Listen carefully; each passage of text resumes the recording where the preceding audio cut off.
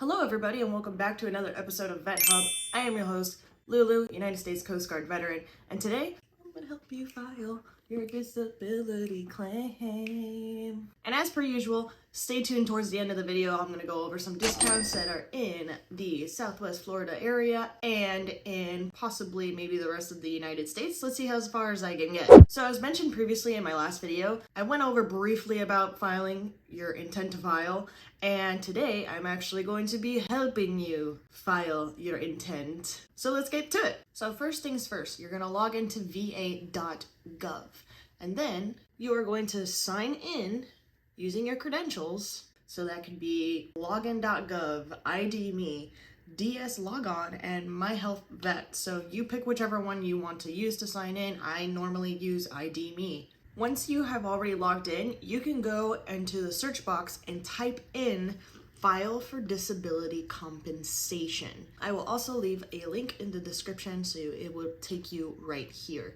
And you'll just answer the question that it's asking you. Are you active duty right now? Yes or no? And you'll select whichever one is your current standing. So I'm not fully going to answer the question because it's going to actually file an intent for me, and that's not what I want right now. But go ahead and select which one it is, and it'll prompt you to submit. And then following that, it'll ask you a series of questions as to what are you filing for.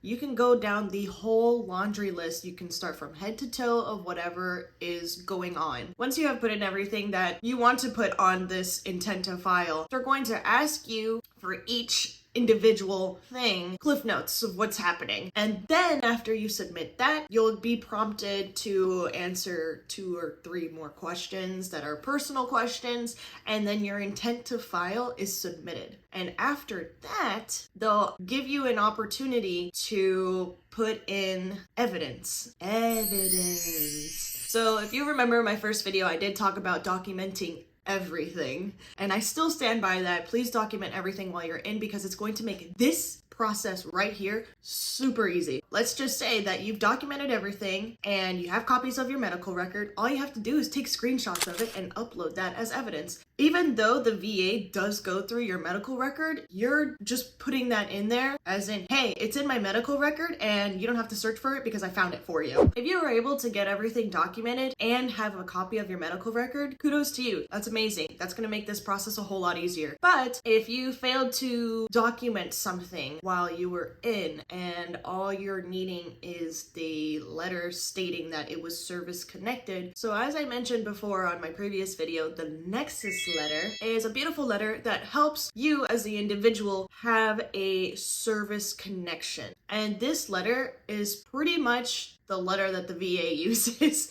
to evaluate you and see if you hit the check marks of what they're looking for your disability. And this lovely Nexus letter is available for you to see.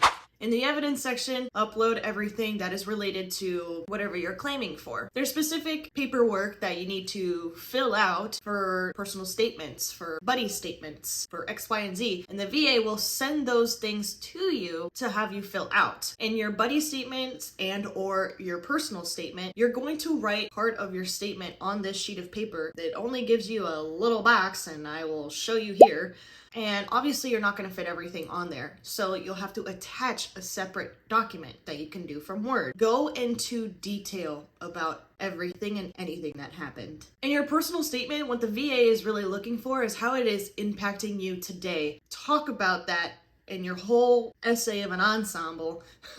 I would recommend doing these kinds of things maybe in a quiet space where you're comfortable, because this can get a little emotional, a little deep, especially if it's a major incident that you're not really comfortable talking about. The VA is going to nitpick everything, and they're going to give you more evaluations. Even after you submitted everything, they're going to crank it down to the nitty-gritty. Unfortunately, that's just their process. I wish I could change it, but it is what it is. This is why having as much evidence as possible to support you will give you all that backup. Same thing goes for your buddy statement. Make sure that they're writing about how they saw you before the incident, during the incident, and after the incident, because this is going to help the VA gather all the intel that they need to pinpoint the case. The VA will more than likely make you do an evaluation for whatever claim you're putting in for. I highly recommend that you research what the VA is searching for.